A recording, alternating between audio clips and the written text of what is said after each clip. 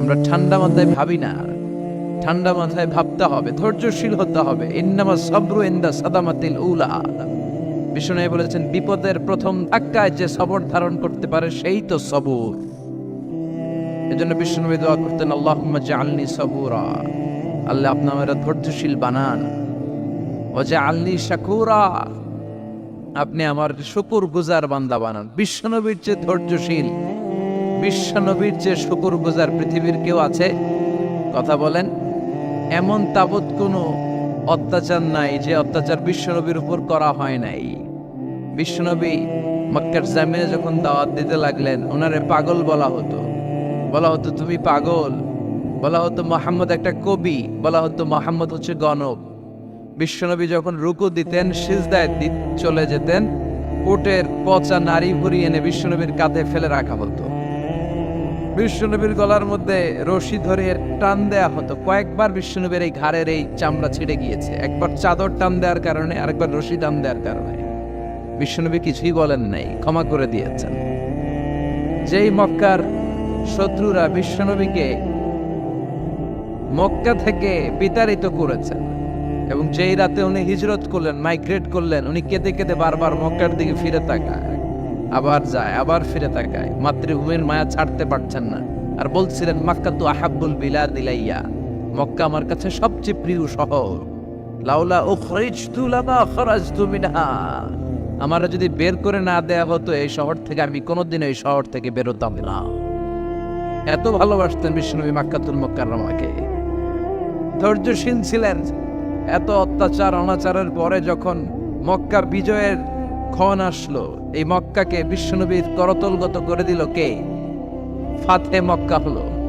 বিশ্বনবী চাইলে পিষে পিষে প্রতিটা কাফের মুশরিককে শেষ করে দিতে পারতেন, ঠিক কিনা?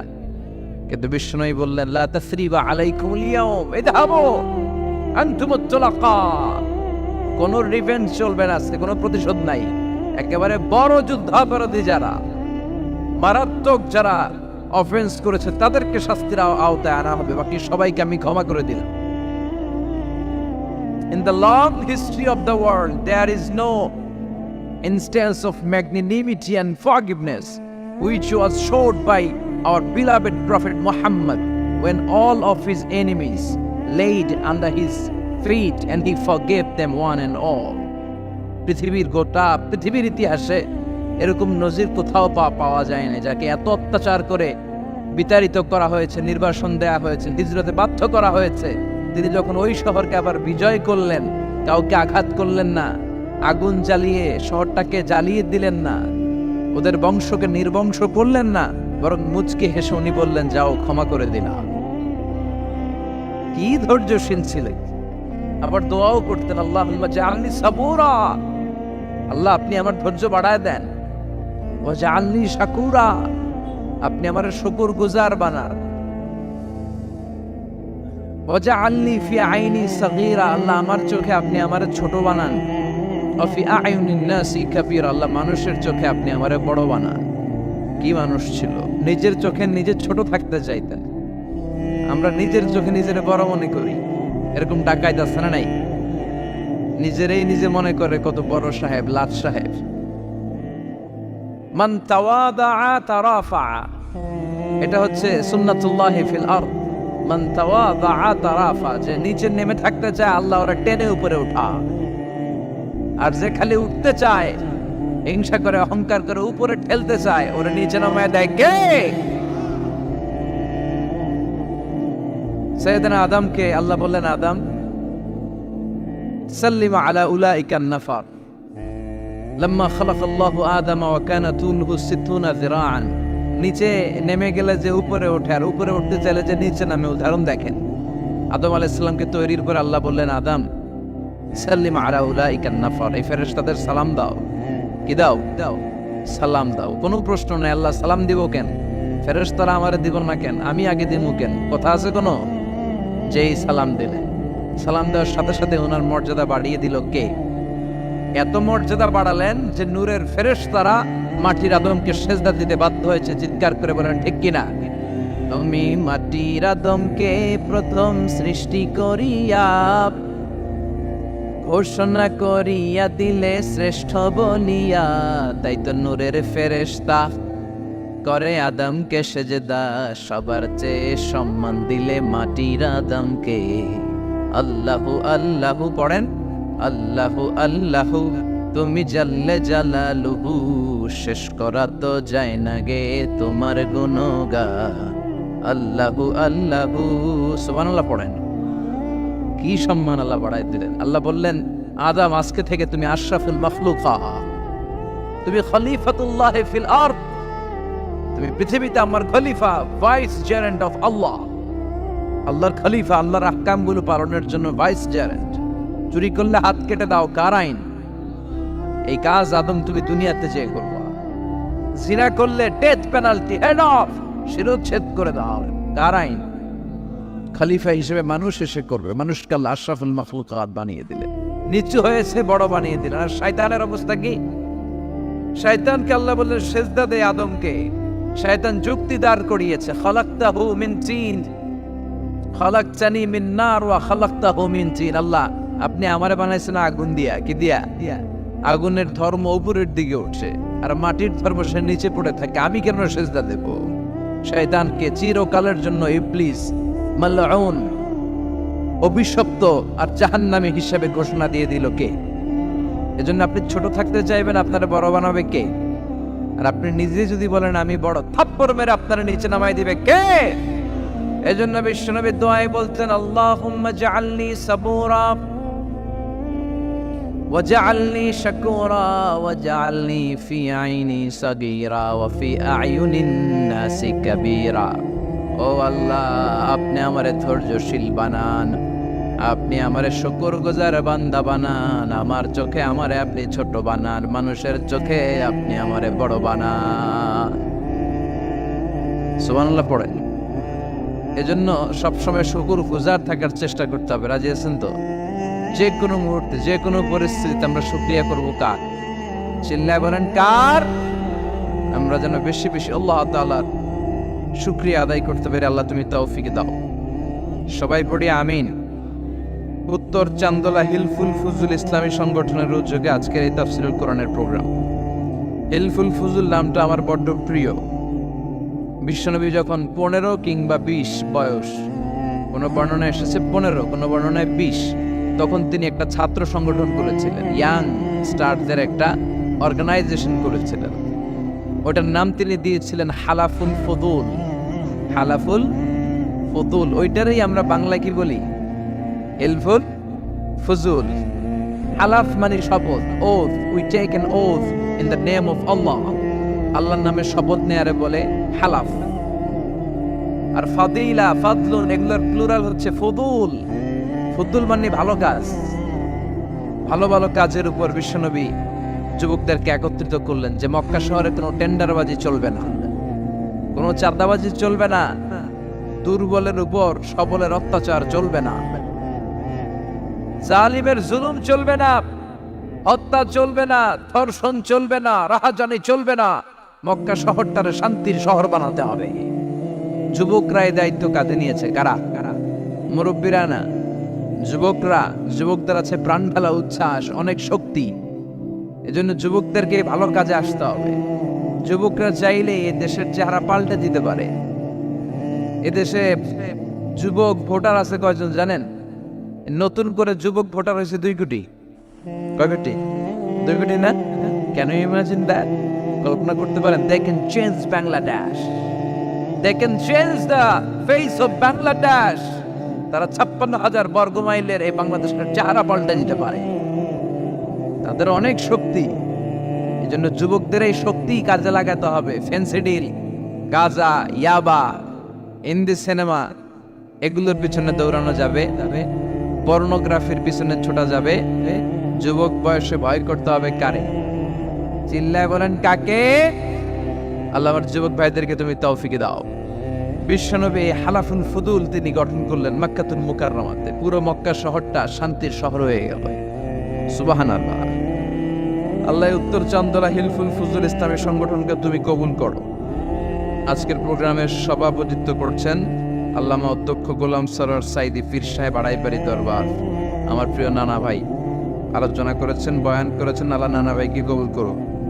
নানা ভাইটা একটু ইয়াং হয়ে গেছে না? হ্যাঁ, অনেক জায়গায় লোকজন খুব বিভ্রান্তিতে পড়ে যায়। ঘটনা কি? আপনি নানা হইলেন কবে, নাতনি হইল কবে, আবার জামাই পেলেন কবে? তা আমারও বলা যে তুমি যে আমার নানা ভাই বানাইছ, আমি তো এর উত্তর দিতে দিতে কাম সারা। তো আল্লাহ আমার নানা ভাইকে তুমি কবুল করো। তিনি হকের কথা, কোরআনের কথা বলেন। পীর সাহেবদের মুখে এরকম হুঙ্কার দেখা যায় না।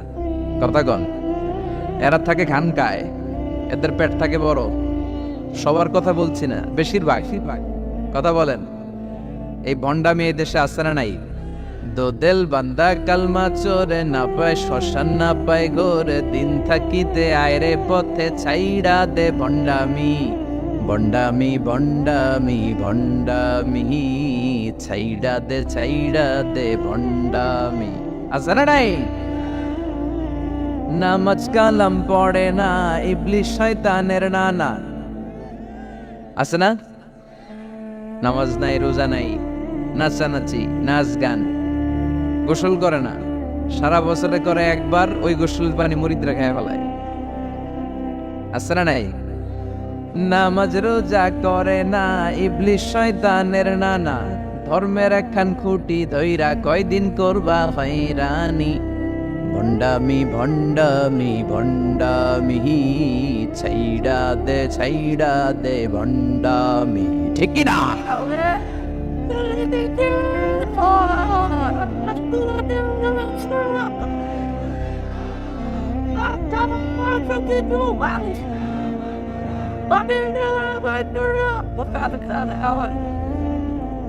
ভণ্ড পীরও পীর, আমার নানা ভাইও পীর। কথা কন, পীরে পীরে পার্থক্য আছে না নাই? পীরে পীরে পার্থক্য আছে, জন্য পীর চিন্তা হবে। এদেশে এই পাক ভারতে ইসলাম প্রচারে ওলিয়া উলিয়াদের, পীর মাশায়েখদের অবদানের কোনো শেষ নাই। কিন্তু চিন্তা হবে, কষ্টি পাথর দিয়ে যাচাই করে নিতে হবে। কারণ এই পীরের আদলে অনেক ভণ্ড এই বাংলার জমিনে আছে না নাই? এই ভণ্ডদের সাথে আমাদের কোনো সম্পর্ক নাই। ওনার দরবারে আলোচনা হয়, সাইদ কামালউদ্দিন জাফরি সাহেব যায়, আমরা যাই, দেশ বরেণ্য ওলামায়ে কেরামরা যায়, যারা হকের কথা বলে, যারা কোরআন সুন্নাহর আলোকে বলে। কোনো ভণ্ডামি নাই। যাবেন, প্রতি বছর যাবেন। এরপর ওই যে কেরাত সম্মেলন হবে না এবার 17 ফেব্রুয়ারি, আমার প্রোগ্রাম যশোর।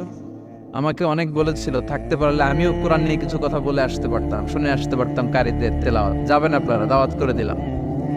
আল্লাহ আজকের সভাপতিকে তুমি কবুল করো। তারপরে আজকে কথা বলেছে মাওলানা রফিকুল ইসলাম ভুইয়া সাহেব, আমাদের সভাপতি সিরাতুন নবী ফাউন্ডেশনের চান্দোলার। না, রফিক ভাইয়ের চিনে না এমন কেউ নাই, এজন্য আর কিছু বলতেছি না তার নামে। আল্লাহ রফিক ভাইয়ের তুমি কবুল করো। গোলাম কবির চৌধুরী আল আজহারি আসতে পারে নাই, আমার বন্ধু মানুষ, একসাথে পড়াশোনা করেছি। এরপর আমার এক মিজানুর রহমান আতিকি আমার আগে আলোচনা করেছে, আল্লাহ তাকেও তুমি কবুল করো। সালাত নিয়ে কথা বলতেছিলেন। সালাত আউয়ালু মা ইউহাসাবু বিহিল আবদু ইয়াউমাল কিয়ামাতি আস-সালাহ। কিয়ামতের দিন সর্বপ্রথম হিসেব নেওয়া হবে নামাজের, সালাতের। সালাত চিনেন তো? কুরবানির গোশত খাওয়ার মাঝখানে যেটা খায় ওটা, হ্যাঁ? এটারে বাংলায় আমরা নামাজ বলি। কি বলি? নামাজ। বিশ্বনবী ইন্তেকাল করবেন, রূহ বের হয়ে যাচ্ছে, 2-3টা শব্দ বললেন, এর মধ্যে একটা ছিল সালাত। আর সালাত, উম্মতেরা নামাজ, নামাজ, নামাজ ছেড়ে দিও না। আমা মালাকাত ঈমানুকুম। মানুষ ইন্তেকালের আগে শ্বাস বের হয়ে যাচ্ছে, রূহ চলে যাচ্ছে, ওই মুহূর্তে কি জরুরি কথা বলে নাকি ফালতু কথা বলে? সবচেয়ে জরুরি কথাটাই তখন সে বলে যায়, ঠিক কিনা? কথা বলেন। বিষ্ণু বলেছিলেন নামাজ। তাহলে এই সালাতের গুরুত্ব আছে না নাই? সর্বপ্রথম এই সালাতের ব্যাপারে in the day of judgment আমাদেরকে প্রশ্ন করবে কে? সালাত কায়েম করো, সালাত কায়েম করো, হবে সম্মানী তুমি, হবে জান্নাতি তুমি, হবে সম্মানী তুমি, হবে জান্নাতি তুমি। দিবে কাল হাসরে শীতল ছায়া হারশে আজিম, রব্বিয়াল আলা রব্বিয়াল আযীম। রাব্বিয়াল আলা রাব্বিয়াল আযীম সুবহানাল্লাহ পড়ে। এজন্য নামাজ নামাজ এই নামাজ যাতে মিস হয়ে না যায়। সব মিস হতে পারে, নামাজ মিস হতে পারে না। আল্লাহ তুমি বুঝার তৌফিক দান করো। সাইয়েদনা মুসা আলাইহিস সালাম অত্যন্ত রাগী ছিলেন। উনি একবার এক থাপ্পড় মেরে ফেরাউনের বাবুর্চিকে দুনিয়া থেকে বিদায় করে দিয়েছেন। আরেকবার আরেক থাপ্পড় মেরে সাইয়েদনা মালাকুল মাউতের চোখ বন্ধ করে দিয়েছিলেন। উনি রেগে গেলে ওনার মাথার চুলগুলো ওনার টুপি ভেদ করে উপরের দিকে এরকম খাড়া হয়ে দাঁড়িয়ে যেত। মাঝে মাঝে এরকম শক্ত লোকের দরকার আছে না? নাই। কয়েকটা ক্যারেক্টার আছে, যেমন সাইয়েদনা ওমর ফারুক, সাইয়েদনা মুসা আলাইহিস সালাম, ওনাদের মুখের চেয়ে লাঠি চলতো বেশি। মাঝে মাঝে লাঠি চালানোর দরকার আছে না? নাই। আদবের লাঠি সবসময় মাচায় তুলে রাখলে চলবে না। ওমরে ফারুকের এমন হাইবাত ছিল, বিষ্ণুনবীর স্ত্রীরাও ওমরে ফারুককে ভয় পেত, মুনাফিকরা ওমরে ফারুককে ভয় পেত, এমনকি শয়তানও ওমরে ফারুককে ভয় পেত।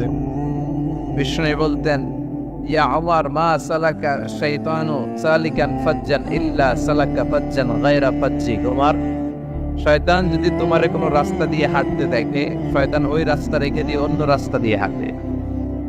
সুবহানাল্লাহ। রাস্তে বলেন, প্রভু তুমি বলেছ রাসূল দেবে না, বলনি দেবে না ওমর, বলনি দেবে না হামজা তারি, খালিদ বিজয়ী সমর। প্রভু তুমি বলেছ রাসূল দেবে না, বলনি দেবে না ওমর, বলনি দেবে না হামজা তারি, খালিদ বিজয়ী সমর। প্রভু তুমি বলেছ রাসূল দেবে না। আল্লাহু আকবার পড়েন। কি ওমরের ভার, মুনাফিকরা ভয় পাইত, বিশ্বনবীর স্ত্রীরা ওনারা দেখে ভয় পেতেন, শয়তানও ভয় পেত। ওমরের ফারুকের অভ্যাস ছিল মুখের আগে লাঠি চলতো বেশি। সুবহানাল্লাহ পড়েন। আমরা যারা ইমাম সাহেব, তারা একামত হলে কেবলামুখী হয়ে দাঁড়ায় থাকি না? একামত চলতেছে, ইমাম সাহেব কোন দিকে দাঁড়ায় থাকে? কেবলামুখী। ওমরে ফারুক মুসল্লিদের দিকে হয়ে দাঁড়ায় থাকতেন, আর হাতে থাকতে একটা লাঠি, কি থাকতো? কাতার কে বাঁকা করতেন, পিঠায় সোজা করে দিতেন, এই সোজা করো, ইস্তাউ আকিমু সুফুফাকুম ওয়া'তাদিলু। এই ছিলেন ওমর। এজন্য বিশ্বনবী বলতেন, আশাদ্দুহুম ফি আমরিল্লাহি ওমর। আল্লাহর দ্বীনকে আল্লাহর জমিনে বাস্তবায়নের জন্য সবচেয়ে কঠোর সাহাবী হচ্ছে ওমর। সবাই আবু বকরের মতো হলে চলবে। আরহামু উম্মতি আলা উম্মতি আবু বকর। আমার উম্মতের মধ্যে সবচেয়ে রহম দিলের সাহাবী হচ্ছেন আবু বকর। সাইয়েদনা আবু বকরের দিলটা, হৃদয়টা এত নরম ছিল, উনি যখন নামাজে দাঁড়াতেন, উনি কান্নার কারণে তেলাওয়াতের আওয়াজ পিছনে মুসল্লিরা শুনতে পেত না।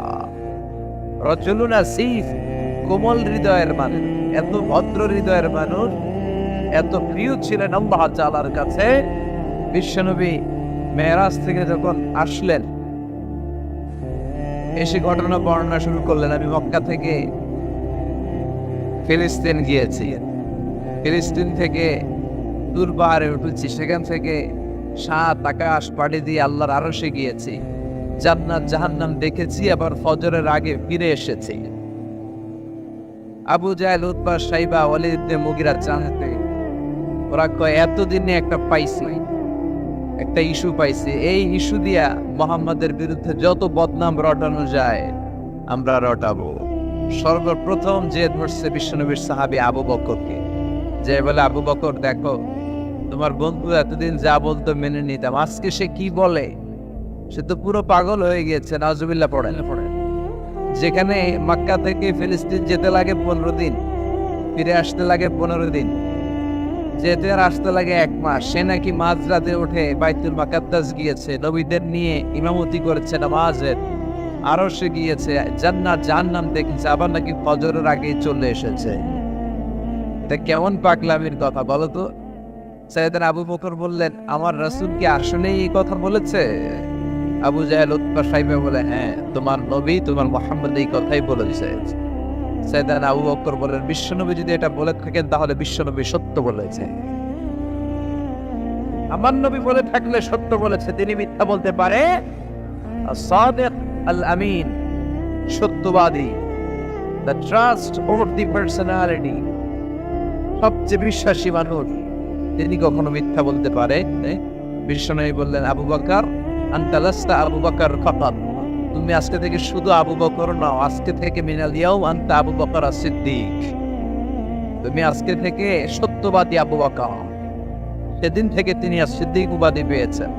সিদ্দিক মানে যিনি সত্য গ্রহণে, সত্য প্রকাশে, সত্যের ব্যাপারে আপোষহীন।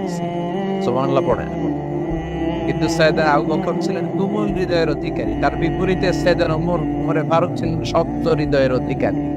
এজন্য দুইটারই দরকার আছে, তাইলেই ব্যালেন্স হয়। সবাই নরম হইলেও চলবে না, আবার সবাই গরম হইলেও চলবে না, ঠিক কি না? দুইটার মাঝামাঝি থাকার দরকার আছে না নাই?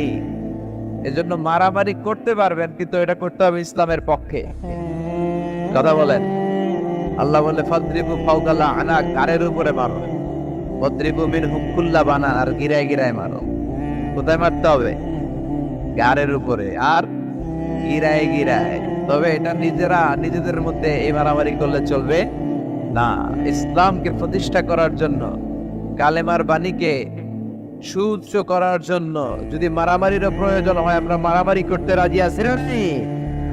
কোন একদিন এ দেশের আকাশে কালিমার পতাকা উড়বে,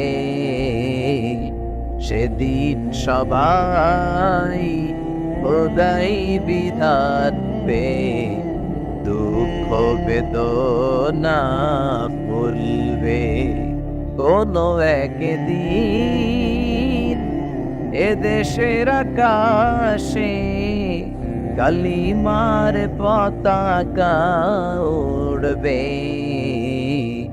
সেদিন সবাই খোদাই বিধান পে দুঃখ বেদনা ভুলবে।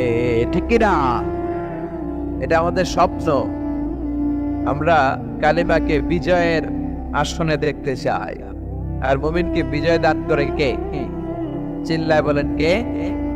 আল্লাহ বলেন, ওয়ালা তাহিনু ওয়ালা তাহজানু ওয়া আনতুমুল আ'লাউনা ইন কুনতুম মুমিনিন। চিন্তিত হয়ো না, দুশ্চিন্তা করো না, বিজয় তোমাদের হবেই যদি তোমরা মুমিন হও।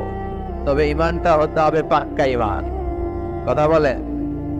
এজন্য মারামারি করলেও এটা ইসলামের পক্ষে মারামারি করতে হবে, ইসলামের পক্ষে থাকলেই লাভ। কারণ ইসলামকে যে বিজয় দেয়া হবে এটার ঘোষণা দিয়েছে কে?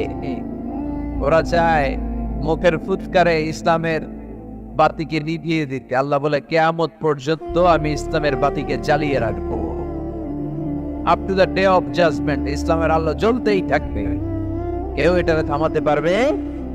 দেখেন তা, তিনি আজীবন ধরে ক্ষমতার চেয়ারে আসীন, তার ক্ষমতার চেয়ার কেউ কেড়ে নিতে পারবে না। কথা বলেন, কথা কয় না কে? বিএনপির ক্ষমতার চেয়ার কেড়ে নেয় আওয়ামী লীগ, আওয়ামী লীগের ক্ষমতার চেয়ার কেড়ে নেয় বিএনপি। এগুলো আমরা দেখছি না? এখন অবশ্য লম্বা সময় ধরে বাংলাদেশে আওয়ামী লীগ ক্ষমতার চেয়ারে আছে। হয়তো কোনো কারণে আওয়ামী লীগের পর আবার নতুন কোন দল ক্ষমতায় আসতে পারে কি পারে না। এভাবে পৃথিবীর রদবদল হয়। আজীবনের জন্য কেউ ক্ষমতার চেয়ারে বসে থাকতে পারে একজন ছাড়া। তিনি কে? আল্লাহ। সেই যে ক্ষমতার চেয়ারে বসছে, কেউ আল্লাহর ক্ষমতার চেয়ার কেড়ে নিতে পারবে? চিল্লায় বলেন, পারবে? এই পৃথিবীতে যারা ক্ষমতায় আসে তাদের কারো ক্ষমতার মেয়াদ 5 বছর। এই যে বাংলাদেশে আওয়ামী লীগ নতুন করে ক্ষমতায় এলো, মেয়াদ কয় বছর? কথা বলেন। 5 বছর। কোন কোন দেশে 10 বছর। আল্লাহ যে ক্ষমতার চেয়ারে বসছে, আল্লাহর ক্ষমতার মেয়াদ কয় বছর? 20 বছর। কি কয়? হ্যাঁ, 50, 100 বছর। কয় বছর? আজীবন মেয়াদ। সুবহানাল্লাহ কইবেন না? হুয়াল আউয়াল ওয়াল আখির ওয়াল যাহির ওয়াল বাতিন ওয়া হুয়া বিকুল্লি শাইইন আলীম। আল্লাহ বলে, আমি প্রথম, আমি শেষ, আমি গোপন, আমি প্রকাশ্য। আমি চিরকালের জন্য ক্ষমতার চেয়ারে বসেছি, কোনোদিন এই চেয়ার আমি ছাড়বো না। ঠিক কি না? উনি আজীবন ক্ষমতার মালিক, উনি শুরু থেকে আছেন, শেষ পর্যন্ত থাকবেন। সুবহানাল্লাহ পড়ে। আমার কথা কি বোঝা যাচ্ছে? বুঝতে পারতেছেন? পৃথিবীর অনেক দেশে আবার ডেমোক্রেটিক সিস্টেমে ভোটে জিতে ক্ষমতায় আসতে হয়। যেমন আমাদের দেশ ডেমোক্রেটিক কান্ট্রি, ভোট যার বেশি ক্ষমতা তার বেশি, ভোট পেয়ে ক্ষমতায় আসে। তো আল্লাহ তো ভোটে জিতে মনে হয় ক্ষমতায় আসছিল না, ভোট ছাড়া আসছে, কারচুপি করে আসছে আল্লাহ। হ্যাঁ, অনেক দেশে রাজতন্ত্র, মোনার্কি সিস্টেম, রাজার পোলা রাজা, আল্লাহর বাবা ছিল রাজা, এজন্য আল্লাহও রাজা। কথা বলেন। আল্লাহ বলেন না, ভোটে জিতে আমার ক্ষমতার চেয়ারে বসা লাগে নাই, আমার বাবা নাই, আমার ছেলে নাই, আমার কেউ নাই, আমি একাই সব ক্ষমতার মালিক, আমি চিরকালের জন্যই ক্ষমতার চেয়ারে বসা। চিরকাল, আজীবন তিনি ক্ষমতার চেয়ারে থাকবেন। আবার অনেক সময় দেখা যায় ক্ষমতায় যেতে হলে অন্যান্য পার্টির সাথে কোয়ালিশনে যেতে হয়, শরিক বানাতে হয়। আল্লাহর ক্ষমতায় তো শরিক আছে না? আছে। আল্লাহ বলেন ওয়ালাম ইয়াকুন লাহু শারীকুন ফিল মুলক, আমার ক্ষমতায় কোনো পার্টনার নাই, কোনো শরিক নাই। তোদের মতো আমি কারোর সাথে জোট করি নাই, জোট ছাড়া, শরিক ছাড়া, কোয়ালিশন ছাড়া আমি ক্ষমতার চেয়ারে বসা। আজীবন আমার ক্ষমতার নেয়া, কেউ আমার ক্ষমতার চেয়ার থেকে নামাতে পারবে না। পৃথিবীর অনেক দেশের এরকম নমুনা আমরা জানি, আন্দোলন করে সরকারকে ক্ষমতার চেয়ার থেকে নামানো হয়, আছে না নাই? গণ অভ্যুত্থান করে চেয়ার উল্টে দেওয়া হয়, মিলিটারি কু হয়, ক্ষমতার চেয়ারে আর থাকা যায় না। তো আমরাও যদি সবাই মিলে একটা আন্দোলনে নামি, তাহলে আল্লাহর ক্ষমতা শেষ। কি বলেন? আমরা 700 কোটি মানুষ, আমাদের সাথে পারবে আল্লাহ? 700 কোটি মানুষ আন্দোলন করলেও আল্লাহরে নামাতে পারবে না? বুঝে শুনে উত্তর দিয়ে। 700 কোটি কিন্তু পারবে? পারবে? আচ্ছা, জিন জাতিরা যদি বলে, জিনেরা তো আমাদের চেয়ে পাওয়ারফুল, তারা যদি বলে ও মানব জাতি, আমরাও তোদের সাথে আছি, আল্লাহরে মানি না, মানুষ জিন ভাই ভাই, আল্লাহর আর রক্ষা নাই, তাহলে আল্লাহর ক্ষমতা শেষ? তাও না। কি বলে এগুলো? বলে কি? আচ্ছা, ফেরেশতারাও যদি বলে যে আমরাও আল্লাহর আর মানছি না, আমরা জিনেরা মানুষেরা 3 দলীয় জোট,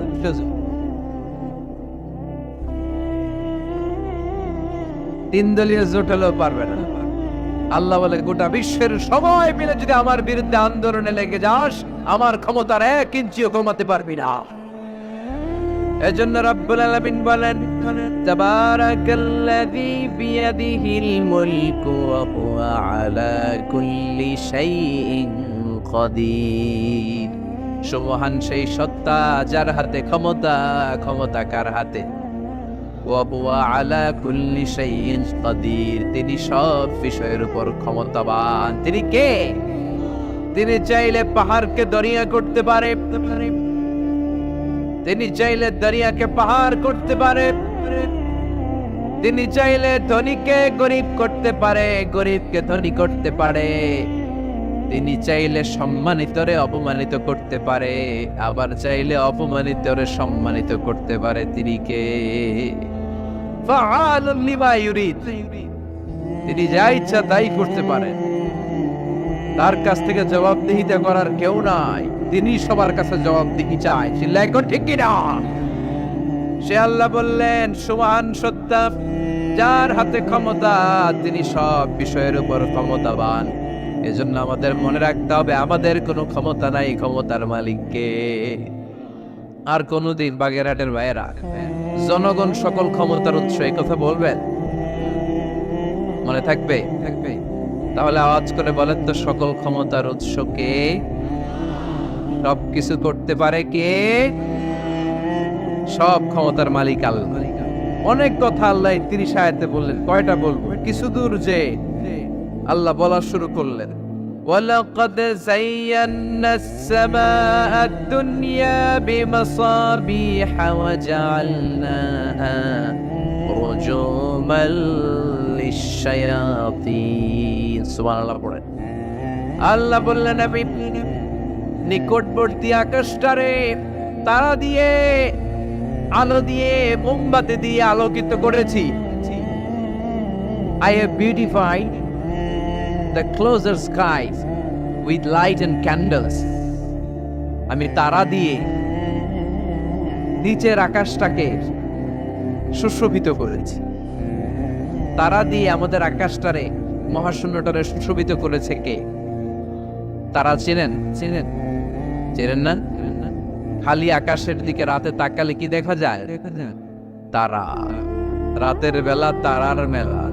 এখন তো লাইটিং ফাইটিং এর যুগ, তারা চেনা যায় না। আগের লোকেরা তারা না দেখে কিছু করতে পারতো না। আগের মুরব্বীরা তারা দেখলেই বুঝতো কয়টা বাজে, ঘড়ি লাগতো না। আগের নাবিকেরা তারা দেখে তারা রাত কয়টা বাজে নির্ধারণ করে ফেলতো। সুবহানাল্লাহ পড়েন। কত ধরনের তারা আছে। শুক তারা নাম শুনছেন? ধ্রুব তারা শুনেছেন? সপ্তর্ষি মণ্ডল একটা আছে, অনেকে তারা চেনে না। কোটি কোটি কোটি কোটি 7টা তারা একসাথে দেখবেন, এটার বলে সপ্তর্ষি মণ্ডল। আল্লাহ বলে এই তারা দিয়ে আমি আকাশটারে সুশোভিত করেছি। এই তারাগুলো কিন্তু প্রথম আকাশে না, এই তারাগুলো প্রথম আকাশের মহাশূন্যে অবস্থিত। আমরা খালি চোখে যা দেখি এটা আকাশ নয়, এটা মহাশূন্য। এটা কি? বাগেরহাটের ভাইরা উত্তর করেন, এটা কি? এই মহাশূন্যের অনেক অনেক অনেক অনেক অনেক উপরে আকাশ। ওই আকাশ যে কত উপরে এটা নাসার বিজ্ঞানীরাও জানে না। শুরুতে আমরা দেখতে পাই প্রথম আকাশের মহাশূন্য, এর অনেক উপরে প্রথম আকাশ। তারপরে শুরু হয় দ্বিতীয় আকাশের মহাশূন্য, তার অনেক উপরে দ্বিতীয় আকাশ। তারপরে তৃতীয় আকাশের মহাশূন্য, তারপরে তৃতীয় আকাশ। এভাবে একটার চেয়ে আরেকটা বড়, একটার চেয়ে আরেকটা বড়। দ্বিতীয় আকাশের তুলনায় প্রথম আকাশটা কত ছোট শুনতে চান? আপনার হাতের আংটিটা যদি আপনি সাহারা মরুভূমিতে ছুঁড়ে ফেলে দেন, পৃথিবীর সবচেয়ে বড় মরুভূমির নাম কি জানেন? সাহারা মরুভূমি। সাহারা মরুভূমিতে আপনার হাতের আংটি ছুঁড়ে ফেলে দিলে পুরো মরুভূমির তুলনায় আপনার হাতের আংটি যত ছোট, আল্লাহর দ্বিতীয় আকাশের তুলনায় আল্লাহর প্রথম আকাশটা ঠিক তত ছোট। একটার চেয়ে একটা বড়। তারপর আমরা নিজের বড় বড় করে দাবি করি। এই যে আজকের প্যান্ডেলে এত মানুষের সমারোহ হয়েছে, তাকালে মনে হয় না যে কত বিশাল জায়গা? কথা বলেন, বিশাল মনে হয় না? বিল জঙ্গল, এইটার যদি এত বড় মনে হয় তাহলে বিল জঙ্গলটা কত বড়? হ্যাঁ, আরো বড়। এটার চেয়ে নিশ্চয়ই বাগেরহাট বড়। কথা কয় না? বাগেরহাটের চেয়ে নিশ্চয়ই পুরো বাংলাদেশটা বড়। বাগেরহাট বলে 64 জেলার এক জেলা। 64টা জেলা মিলে সুজলা সুফলা আমাদের এই বাংলাদেশ। বাংলাদেশ হচ্ছে পৃথিবীর সবচাইতে বড় দেশ। হ্যাঁ, এরা দেখি আমার সব কথার সাথে খালি দ্বিমত করে। বাংলাদেশ সবচেয়ে বড় দেশ না? কত ছোট জানেন? মানচিত্রে বাংলাদেশ লেখার জায়গাটাও আমরা পাই না। বাংলাদেশ এটা লিখতে গেলে BAN পরে ইন্ডিয়ার উপরে, GLA পরে বাংলাদেশের উপরে, আবার DESH পরে আবার ইন্ডিয়ার উপরে। আমাদের বাংলাদেশটা এত ছোট, বাংলাদেশ লেখার জায়গাটাও মানচিত্রে আমাদের জন্য না। এত ছোট দেশ, এত ছোট। ইন্ডিয়া প্রায় 20-25 গুণ বড় আমাদের চেয়ে। আমেরিকা, কানাডা শতগুণ বড়। রাশিয়া একটা দেশ আছে কয়েকশো গুণ বড়।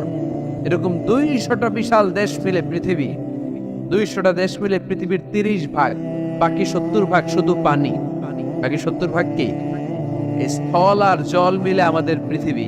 তাহলে আজকের এই প্যান্ডেলের জায়গার তুলনায় পুরো পৃথিবীটা কত বড়? সুবহানাল্লাহ কইতে পারলেন না? তাহলে এই পৃথিবীটা আমাদের কাছে এখন পর্যন্ত যেটা আমরা আলোচনা করলাম বোঝা গেল অনেক বড়, এত বড় পৃথিবী।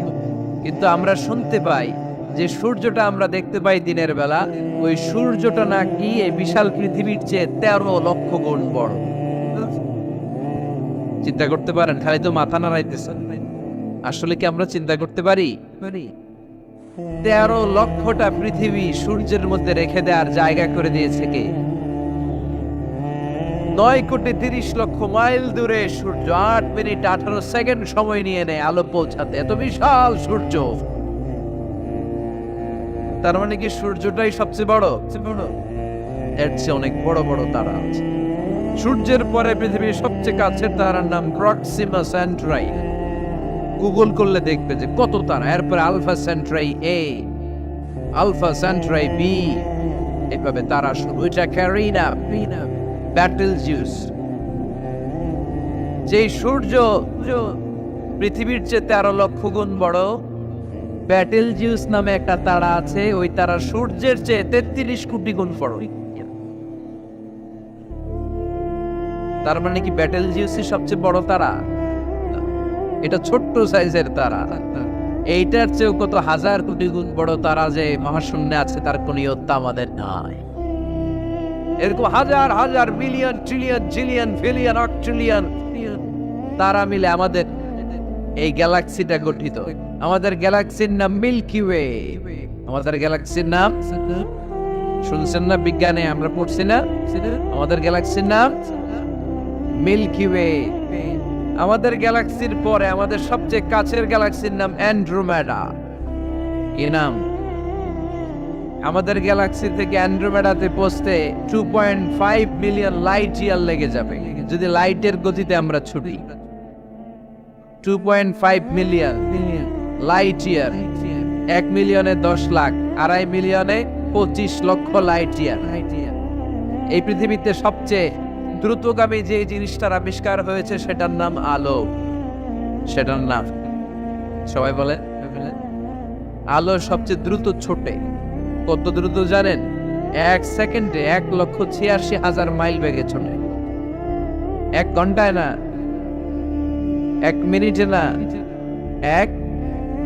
এক সেকেন্ডে ছোটে কদ্দূর? আরে 1 সেকেন্ড কইতে তো 2 সেকেন্ড লাগে। 1 সেকেন্ড এটা বলতে বলতে 2 সেকেন্ড লেগে যায়, কিন্তু 1 সেকেন্ডে নাকি সে 1,86,000 মাইল দূর চলে গেছে। এই আলোর গতি সম্পন্ন একটা রকেট যদি কেউ বানাতে পারে, যে রকেটটাও আলোর মতো সেকেন্ডে 1,86,000 মাইল বেগে ছুটবে, এরকম রকেট যদি বানানো যায়, তাহলে এই রকেট দিয়ে আমাদের গ্যালাক্সি থেকে আমাদের প্রতিবেশী গ্যালাক্সি অ্যান্ড্রোমেডাতে পৌঁছতে 25 লক্ষ বছর লেগে যাবে। সুবহানাল্লাহ। বাড়িতে যায় বলবেন সবাই, চিৎকার করে পড়েন আল্লাহু আকবার। সে আল্লাহ বললেন, ওয়ালাকাদ যায়্যানাস সামাআদ দুনিয়া বিমাসাবিহা ওয়া জাআলনাহা রুজুমান লিশ-শায়াতিন। আমি তোমাদের জন্য দুনিয়ার আকাশটারে সুন্দর সুন্দর তারা দিয়ে সুশোভিত করেছি। এরকম বিশাল বিশাল তারা, দেখতে তো মনে হয় ছোট্ট একটা ডটের মতো না, একটা ফোঁটার মতো মনে হয় না তারাগুলা? এত বিশাল বিশাল তারা মহাশূন্যে রেখেছে কে? চিল্লায় বলেন কে? এরপরে এই সূরার মাঝে মাঝে এসে আল্লাহ বললেন, হুয়াল্লাযী জাআলা লাকুমুল আরদা যালুলান ফামশু ফী মানাকিবিহা ওয়া কুলু মির রিজকি ওয়া ইলাইহিন নুশুর। আল্লাহ বলে, আমারে তোরা চিনিস না, চিনে নে। আমি হলাম এমন সত্তা, আমি তোমাদের জন্য জমিনটারে সমতল বানিয়ে দিয়েছি, তাই যেখানে মন চায় তোমরা সুন্দর করে হেঁটে হেঁটে যেতে পারো। তার মানে এই নয় যেখানে খুশি সেখানে যাবা, শেষকালে আমার দিকে ফিরে আসতে হবে, ঠিক কি না? মিনহা খালাকনাকুম ওয়া ফিহা নুঈদুকুম ওয়া মিনহা নুখরিজুকুম তারাতান উখরা। মাটি থেকে বানালাম, মাটির কবরে পাঠালাম, আবার মাটির কবর থেকে আমাদেরকে উঠায়া দিবে কে? আল্লাহ বললেন যালুলান, আমি জমিনকে বানিয়েছি সমতল। আরেক আয়াতে বললেন হুয়াল্লাযী জাআলা লাকুমুল আরদা ফিরাশা, আমি জমিনকে বানিয়েছি বিছানা। সমান সমান না হলে আজকের প্যান্ডেলে এত সুন্দর করে আপনারা বসতে পারতেন? কথা বলেন না। প্যান্ডেলের এদিকে উঁচা, এদিকে নিচা, এদিকে খাড়া, এদিকে তেড়া, এদিকে গর্ত, এদিকে ভাঙ্গা। এরকম হইলে আজকে প্যান্ডেলটা সমান হইতো? এই সমান করে দিছে কে? আমরা যখন বিমানে চড়ি, বিমানের জানলা দিয়ে নিচে তাকালে দেখা যায় আল্লাহ কেমন মনে হয় যে সবুজ কার্পেট বিছাই দিচ্ছে। সুবহানাল্লাহ করতে পারলেন না? আবার আল্লাহ বলে সবুজ কার্পেট দেখে মনে করো না যে তোমরা বেঁচে গেলা, এই সবুজ কার্পেটের ভেতরে আগুন আছে না নাই? আমরা যে পৃথিবীর উপরে লাঙ্গল দিয়ে হাল চাষ করি, গাছ লাগাই, হেঁটে চলি, এই মাটিটার নিচে আগুন আছে। কি আছে? বিশ্বাস হয় নাকি আজগুবি কথা লাগে? রূপ কথা মনে হয় না? এই পৃথিবীর মাঝখানে আছে আগুন, জ্বলন্ত আগুন। আল্লাহ কোরআনে কসম কেটেছেন, ওয়াল বাহরিল মাসজুদ, ফুটন্ত টকবগে সাগরের পানির কসম। আমেরিকান নেভাল একাডেমির সায়েন্টিস্টরা তারা হিসাব মিলাতে পারে না, সাগরের পানি দেখি ঠান্ডা, কিন্তু আল্লাহ কয় ফুটন্ত টকবগে সাগরের পানির কসম। এই গরম আল্লাহ পাইল কই? তারা ভাবলো নিশ্চয়ই ভিতরে গরম আছে, নাইলে গরম আসলো কোত্থেকে? দেখি তো কোরআনের কথা সত্য কিনা। তারা সব সময় কৌতূহলী, এই কৌতূহলই তাদেরকে মহাবিশ্বের সুপার পাওয়ারের আসনে আসীন করেছে। আমাদের কোনো কৌতূহল নাই, আমগো আছে ফতুয়াবাজি। কথা কর, আমি তবলিগ, বাকি সব কাফের। আমি জামাত ইসলাম, বাকি সব মুনাফিক। আমি আহলে হাদিস, বাকি সব ঈমান হারা। কথা কন, এই গুতাগুতি আছে না নাই? ফতুয়াবাজি আছে না নাই? একজনের পিছনে আরেকজন আছে না নাই? কি কারণে যে ফতুয়াবাজি করে, গীবত করে লেগে থাকে আল্লাহই জানে। এরা কি বুঝে এগুলো করে আল্লাহই জানে। খালি ফতুয়াবাজি, খালি গীবত, কেউ কারো ভালোটা দেখতে পারে না। একজন দাওয়াতি কাজ করতেছে, হকের কথা বুঝাচ্ছে, হাজার হাজার মানুষ তার স্পষ্ট ভাষা আর সহজ সাবলীল ব্যাখ্যার কারণে ইসলামের সৌন্দর্য খুঁজে পেয়েছে, কিন্তু তারেও ঠ্যাং ধরে নিচে নামাতে চায়। এটা বাংলাদেশ, এমন দেশটি কোথাও খুঁজে পাবে না কো তুমি। আহা, খালি ফতুয়াবাজি। একজন বলছিল বাংলাদেশের জাতীয় খেলা হাডুডু কেন? আরেকজন কয়ের কারণ বাংলাদেশে কেউ কারো ভালোটা সহ্য করতে পারে না। একটা উপরে উঠতেছিল, সাইডটায় ধরে ঠ্যাং ধরে টাইনে নামায়। হাডুডু খেলা দেখছেন? একটা সামনে গেলে সবাইকে কাবাডি কাবাডি কাবাডি কাবাডি করে ঠ্যাং ধরে, খালি বাগেরহাটে কাবাডি নাই মনে হয়, দেখছেন কিরকম খেলে? একজন সামনে গেলে সবাই ঠ্যাং ধরে নিচে নামে। এটা এই দেশের জাতীয় খেলা। এদেশে কেউ ভালো পথে হাঁটতে চাইলে, উপরে উঠতে চাইলে, কল্যাণের পথে আগাতে চাইলে তার বিরোধী শক্তিরা ওর ঠ্যাং ধরে নিচে নামাবে। কেউ কারো ভালোটা সহ্য করতে পারে? আর ফতুয়াবাজি, তুই কাফের, তুই মুনাফিক, তুই মুশরিক, তোর দাদা কাফের, তোর শ্বশুর কাফের, তোর বেয়াই কাফের। ওই কাফের বেয়াই মারা গেলে ওরে যেখানে কবর দেয়া হবে, ওই কবরের উপরে যে ঘাস উঠবে, ওই ঘাস যে গরু খাবে, ওই গরুর যে দুধ খাবে, ও কাফের। কথা কন, খালি ফতুয়াবাজি। এই ফতুয়াবাজি থেকে আল্লাহ তুমি আমাদেরকে বাঁচাও। আমরা যেন হৃদয়টা প্রশস্ত করে একে অপরকে মুসলিম ভাই মনে করে বুকে টানতে পারে। আমরা খালি পিছাই, সর। বিশ্বনবী আসছে কাছে টানার জন্য, আমরা খালি পিছাই, খালি অন্যের দোষ খুঁজি। নিজের মধ্যে যে কত দোষ, নিজের মধ্যে দোষের শেষ নাই, ওইদিকে কোনো চিন্তা নাই। তো মক্কায় সবচেয়ে বড় কুস্তিগিরের নাম ছিল রুকানা। কি নাম? সাহাবারা বিশ্বনবীকে কখনো রুকানার কাছে যেতে দিত না। সাহাবারা ভাবতো বিশ্বনবী যদি রুকানার দরবারে যায় আর রুকানা যদি বক্সিং মেরে বসে, তাহলে বিশ্বনবীর মানিজ্যত নিয়ে টানাটানি। কিন্তু বিশ্বনবী তো শুধু সিলেক্টেড কিছু পার্সোনালিটিদের জন্য নবী হয়ে আসেননি। ওমা আরসালনাকা ইল্লা রাহমাতাল লিল আলামিন। I have sent you as a mercy for the whole world, for the entire universe. ও নবী, আমি আপনাকে গোটা বিশ্বের জন্য রহমত আর বরকত করে পাঠিয়েছি। তো বিশ্বনবী একদিন ফজরের সালাত শেষে লুকিয়ে লুকিয়ে মক্কার সবচেয়ে বড় বক্সার ছিলেন তো বিশ্বনবী তো as a mercy for the entire universe, গোটা বিশ্বের জন্য রহমত, তিনি মক্কার সবচেয়ে বড় বক্সার রুকানার কাছে চলে গেল। যে বলল, রুকানা আসলিম তাসলাম, ইসলাম মানো শান্তিতে থাকবা, দুনিয়ায়ও থাকবা, আখিরাতেও থাকবা। সুবহানাল্লাহ পড়েন। রুকানা বলে, না আব্দুল্লাহর বেটা মোহাম্মদ, আমি তো কালিমা পড়বো না, যদি বক্সিং খেলে আমারে হারায় দিতে পারো তাইলে কালিমা পড়ো। বিশ্বনবী বললেন, আমি তো বক্সিং খেলি না রে বাপ। রুকানা বলল, তাহলে আমিও কালিমা পড়ি না। বিশ্বনবী রাজি হলেন অবশেষে। ভাবলেন, আমি বক্সিং খেললে একজন যদি জাহান্নাম থেকে জান্নাতি হয়, বক্সিং খেললে সমস্যা কই? কি রহমতের নবী, কি অ্যাটিটিউড, কি পজিটিভনেস, কি প্রোঅ্যাক্টিভনেস, অলওয়েজ প্রোঅ্যাক্টিভ। সব সময় ইতিবাচক চিন্তা করতে হবে। নেতিবাচক চিন্তা কারে বলে বিশ্বনবী জানতই না। সুবহানাল্লাহ পড়েন। বিশ্বনবী রাজি হলেন। এবার বক্সিং খেলার পালা। রুকানা হাফ প্যান্ট পরে গায়ের মধ্যে জাইতুনের তেল মেখে এভাবে লাফাচ্ছে। আপনারা রেসলিং খেলা দেখছেন? তেল মেখে পজিশন নেয় মারার জন্য প্রতিপক্ষকে। তো বিশ্বনবী তার পজিশন নেয় না, বিশ্বনবী দাঁড়িয়ে আছেন। রুকানা বলল, মোহাম্মদ আমি লাফাচ্ছি, তুমি লাফাও না কেন? তুমিও লাফাও। বিশ্বনবী বললেন, না আমি লাফাই না, কারণ আমি সেলাইবিহীন লুঙ্গি পরি। সেলাই ছাড়া লুঙ্গি পরে যদি কেউ লাফায়, বাতাসে সতর খুলে যাওয়ার সম্ভাবনা আছে না নাই? কি লাজুক নবী ছিলেন, কেউ বিশ্বনবীর লজ্জাস্থান জীবনেও দেখে নাই। হালিমাতুস সাদিয়ার বাড়িতে যখন বিশ্বনবী থাকতেন, হালিমাতুস সাদিয়া 5 বছর এই কুরাইশি মুহাম্মদ ছেলেটাকে লালন পালন করেছে। হালিমাতুস সাদিয়া বললে, এই 5 বছরের ব্যবধানে কোনোদিন কুরাইশি মুহাম্মদরে কাঁদতে দেখি নাই।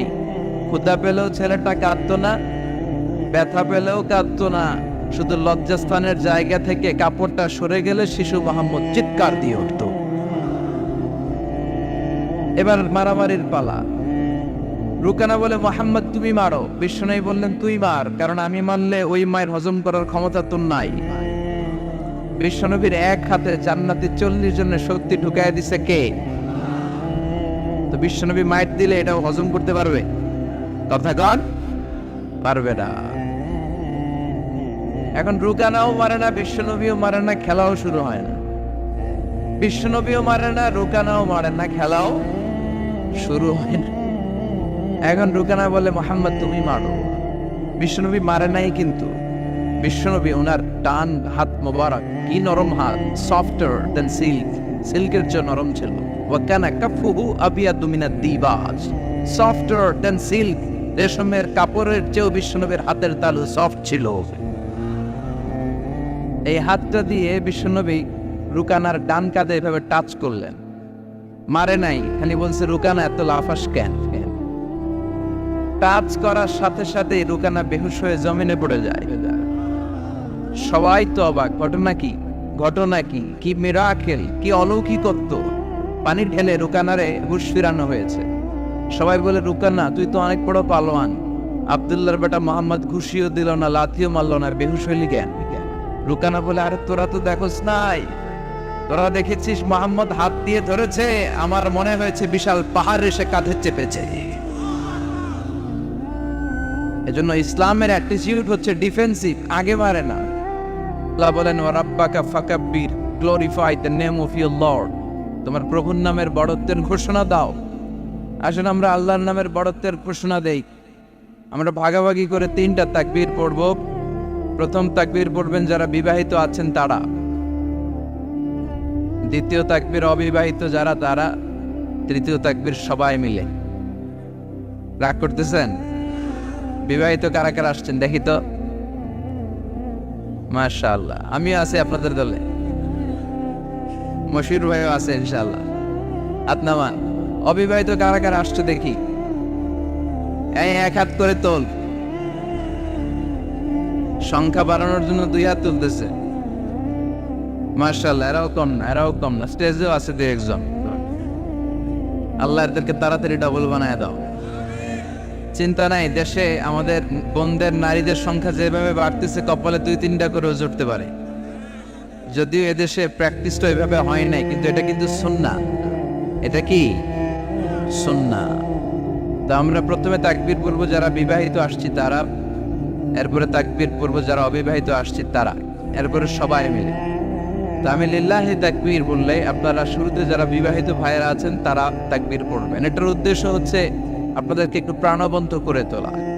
আপনাদের ঝিমুনি আসলে, জড়তা আসলে, কাপুরুষতা এগুলো ছেড়ে ফেলে দিয়ে যাতে কোরআন শোনার জন্য আমরা রেডি হয়ে যাই। শুরুতে বিবাহিত ভাইরা রেডি তো? কাদের পারফরমেন্স কেমন হয় আজকে দেখবো। শুরুতে বিবাহিতদের পারফরমেন্স, আমি লিল্লাহি তাকবীর বললে আল্লাহু আকবার বলা যাবে? শুরুতে আমার বিবাহিত ভাইরা পড়েন লিল্লাহি তাকবীর। মাশাআল্লাহ মাশাআল্লাহ তাবারাকাল্লাহ। এবার অবিবাহিতদের পালা। সিঙ্গেল যারা তোমরা রেডি? ওরা কাশি দিয়ে গলা ঠিক করে নিতেছে। অবিবাহিতরা রেডি তো? বিবাহিতদের হারায় দেওয়া যাবে? এবার তোমরা তাকবীর দাও, লিল্লাহি তাকবীর। ওরে আল্লাহ, দেখাই দিচ্ছে একেবারে। মাশাআল্লাহ তাবারাকাল্লাহ। এবার সবাই মিলে তিনটা তাকবীর পড়বো। পারা যাবে মুসলমান? লিল্লাহি তাকবীর, লিল্লাহি তাকবীর, লিল্লাহি তাকবীর। আল্লাহ আমাদের তাকবীরগুলো তুমি কবুল করো। তখন তারাও বাধ্য হয়ে পড়ে আল্লাহু আকবার। তাহলে বোঝা গেল আমাদের কোনো ক্ষমতা টমতা কিচ্ছু নাই। আসল ক্ষমতার মালিক একজন, চিল্লায় বলেন তিনি কে? সে আল্লাহ বললেন তাবারাকাল্লাযী বিয়াদিহিল মুলকু ওয়া হুয়া আলা কুল্লি শাইইন কাদির। সুমহান সেই সত্তা যার হাতে ক্ষমতা। ক্ষমতা কার হাতে? সব ক্ষমতার মালিক আল্লাহ। তবে আমাদেরকেও আল্লাহ কিছু ক্ষমতা দিয়েছে, এটা লিমিটেড।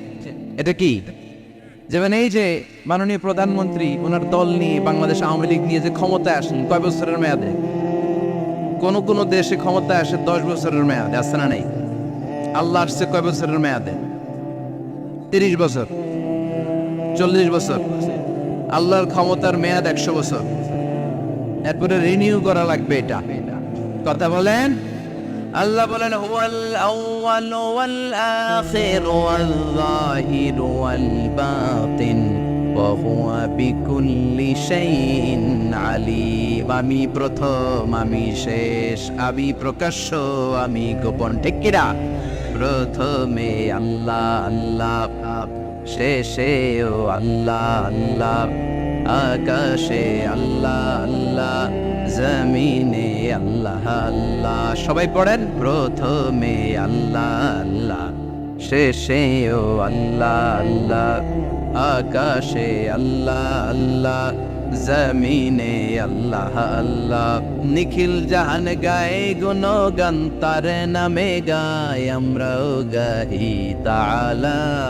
হামদে বারি তাআলা, হামদে বারি তাআলা, হামদে বারি তাআলা। সুবহানাল্লাহ পড়েন। আল্লাহ বলে আমার ক্ষমতা তোদের মতো 5 বছরের মেয়াদে না,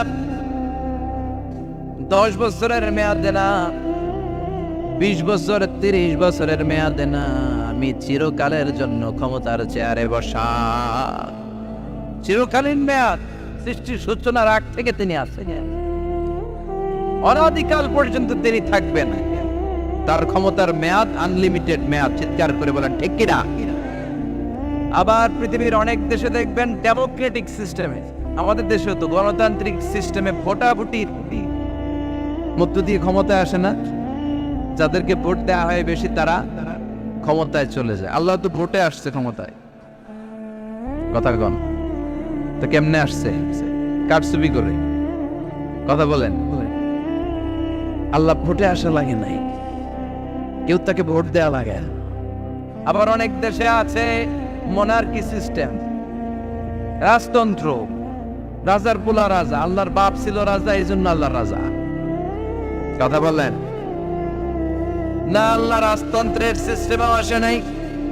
আবার অনেক দেশে আছে ডিক্টেটরশিপ, একবার ক্ষমতা পাইলে মাগার চেয়ার ছাড়ে না। আছে না নাই?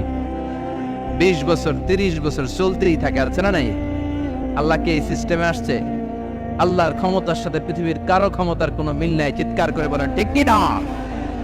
আবার অনেক দেশে কোয়ালিশন করে ক্ষমতায় যেতে হয়, জোট করে। জোটের রাজনীতি এর দেশে আছে না নাই? 4 দলীয় জোট, 10 দলীয় জোট, 14 দলীয়, 18 দলীয়, 20 দলীয়, মহাদলীয়, মহাজোট। সামনে হবে মহাজোট। কথা ঠিক কিনা বলেন? তো কিন্তু আল্লাহ কিরকম জোট করে আসা লাগছে? কথা বলেন। তার মানে আল্লাহর ক্ষমতা আমাদের ক্ষমতা এক নয়। আবার পৃথিবীর অনেক দেশে গণ অভ্যুত্থানের মাধ্যমে অনেককে ক্ষমতা থেকে নামানো হয়, ঠিক কিনা? গণ অভ্যুত্থান হয় না, সেনাবাহিনীরা কু করে না, মিলিটারি কু করে ক্ষমতা থেকে নামায়। তো আমরাও যদি আল্লাহর বিরুদ্ধে একটা আন্দোলন করি, আল্লাহ তো নেমে যাবে, নামানো যাবে না?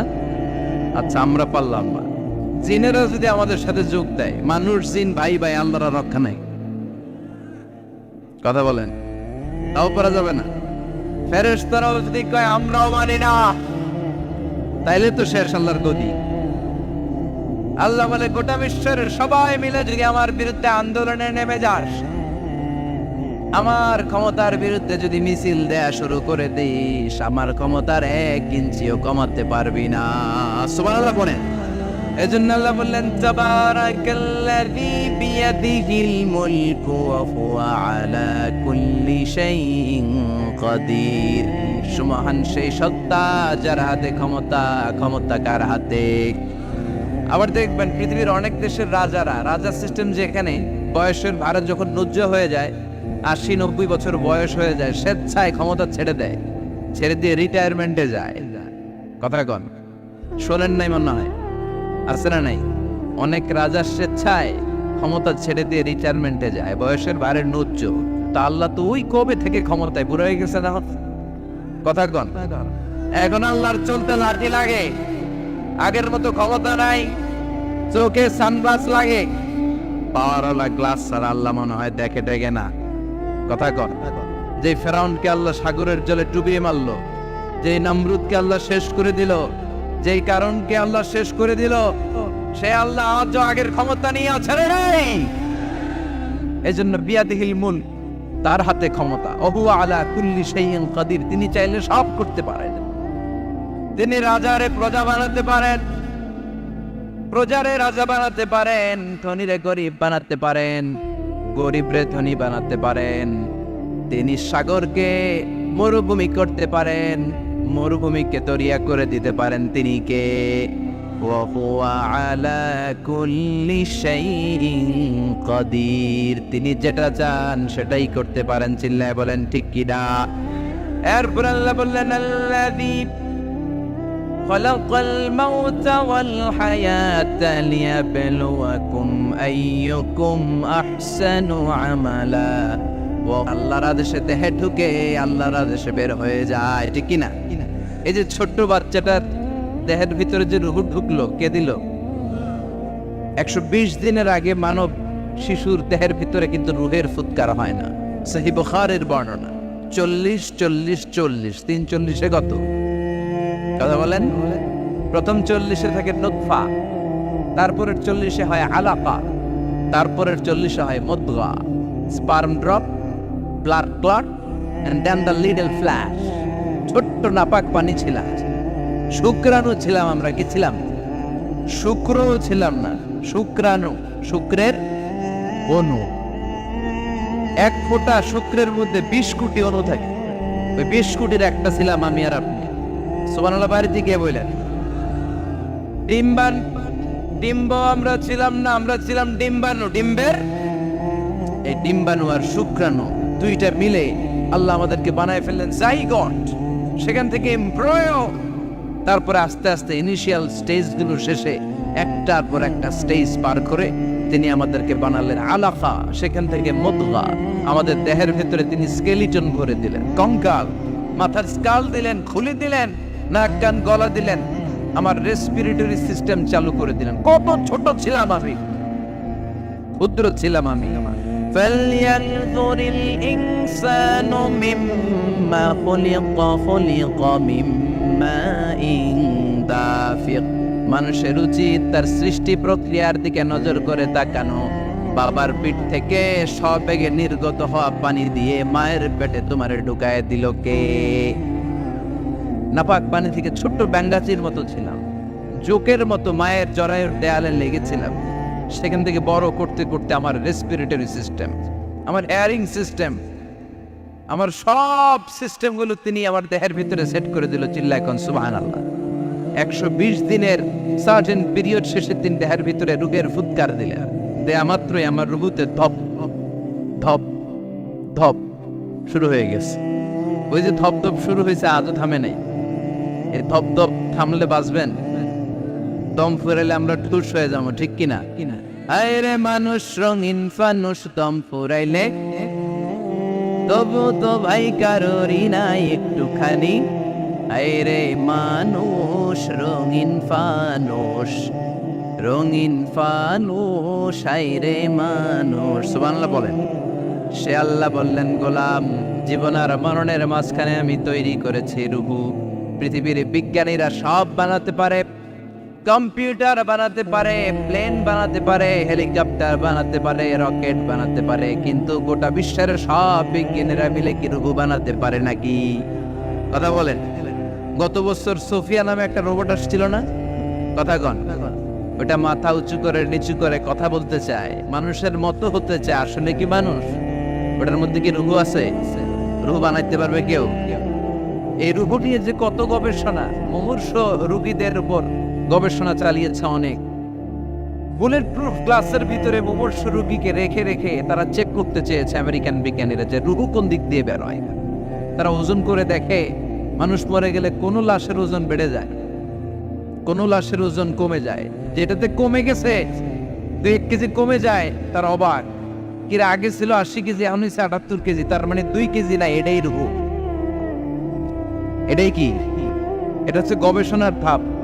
অনেকগুলো মডিউল তারা আনে, অনেক মুমূর্ষ রোগীকে গ্লাস ফিটিং করা, ইন্টেন্সিভ কেয়ারে রেখে তারা অবজার্ভ করে, আর অক্সিজেন মাস্ক খুলে দিয়ে তারা দেখে যে লোকটা ছটফট করে কিভাবে মরে। মরার আগে ওজন মাপ ছিল 80 কেজি, মরে গেছে পরে আবার ওজন দিয়ে দেখে 78 কেজি। কমছে কয় কেজি? বিজ্ঞানীকে পাইছে। সবাইকে কি পাইছে? কয় রুহু। কই পাইলেন? আগে 80, এখন 78, 2 কেজি। রুহুর ওজন কয় কেজি? তো বিজ্ঞানীদের সিস্টেম হচ্ছে যে কোনো একটা বিষয়ের উপর গবেষণা চালালে তারা পূর্ণাঙ্গ ডিসিশনে পৌঁছতে পারে না। They couldn't jump to the final conclusion just on one module, based on one module. They cannot do it. তাদের অনেকগুলো মডিউল আনতে হয়। তারা আবার নমুনা আনলো আরেকটা। মুমূর্ষ রোগী, অক্সিজেন চেম্বার লাগানো, মাস্ক লাগানো, এটা খুলে ফেললে মরে যাবে। বুলেট প্রুফ করা গ্লাসের ভিতরে ঢুকিয়ে এটার ওজন মাপ, এটার ওজন 60 কেজি। এবার মাস্ক খোল, মাস্ক খুলছে ছটফট ছটফট করে, এটা শেষ। এবার মাপ দেখ, এবার মাইপা দেয়া গেছে 63 কেজি। কয় কেজি বাড়ছে? এক একটার এক এক সিস্টেম হইতেছে, কোনোটা কমে, কোনোটা বাড়ে, কোনোটা কিচ্ছু হয় না। সবাই কয় তাইলে আপনি রুহু পাইলেন কই? আগেরটা কম ছিল, মনে করছিলেন 2 কেজি কমছে, ওইটাই রুহু এখন 3 কেজি বাইরে গেছে, মিলাইবেন কি দিয়া? কথা কন। আল্লাহ ডেকে বলে, গোলাম কিয়ামত পর্যন্ত একটার পর একটা মুমূর্ষ রোগীকে বুলেট প্রুফ গ্লাসের ভেতরে ঢুকাতে পারবি, গবেষণা করতে পারবি, মাগার রুহু খুঁজে পাবি না। চিল্লায় বলেন ঠিক না? কারণ এই রুহুর মালিক কে? সে আল্লাহ বললেন, আল্লাযী খালাকাল মাউতা ওয়াল হায়াতা লিয়াবলুয়াকুম আইয়ুকুম আহসানু আমালা। জীবন আর মৃত্যু বানালাম তোমাদেরকে পরীক্ষা করার জন্য। পরীক্ষা আছে না নাই? গোটা দুনিয়াটাই পরীক্ষা। আল্লাহ যারে পছন্দ করে বেশি তার পরীক্ষাও। আশাদ্দুন নাসি বালাআন আল আম্বিয়া। এই পৃথিবীতে আল্লাহ সবচেয়ে বেশি বালা মুসিবত দিয়ে পরীক্ষা করেছেন নবীদের। কারণ নবীরা আল্লাহর কাছে কম প্রিয় না বেশি প্রিয়? যেহেতু প্রিয় বেশি, পরীক্ষাও।